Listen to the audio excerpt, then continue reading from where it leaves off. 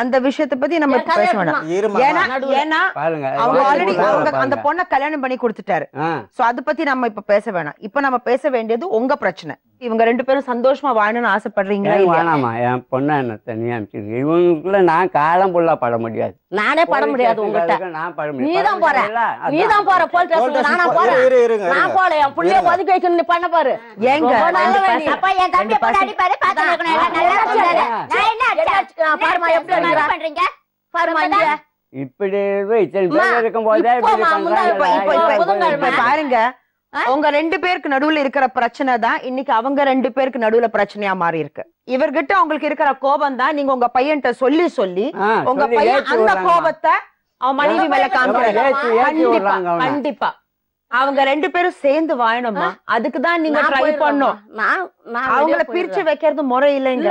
நான் தனியா 2 பசங்க 2 பசங்களை நான் வச்சுக்கிறேன் மேடம். நான் வாழ மாட்டேன் மேடம். நான் உறுதியா சொல்றேன் மேடம், நான் இருக்க மாட்டேன்.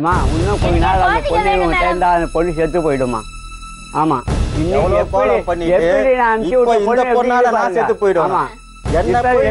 பொண்ணு எப்படி இது பாருங்க. பாருமா ஏமா, இப்ப இன்னொன்னு, ஒரு பொண்ணு படுத்துக்கினே இருக்குது செய்யுதுன்னா பெத்தவங்க என்ன கேட்கணும்? வந்துட்டு ஏமா இப்படியே இருக்கிற, ஏமா இப்படி படுத்து கிடக்குற, ஏன் தாழ கரிச்சு கழுவி வச்சாதானமா வந்தா சாப்பிடுவாங்க.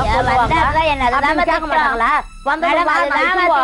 இந்த மாதிரி படுத்துன்னு அவங்களுக்கும் செஞ்சு போடு. இப்படியா இருக்கு செவ்வாய்க்கிழமை கூட 1000 ரூபாய் பாருங்க.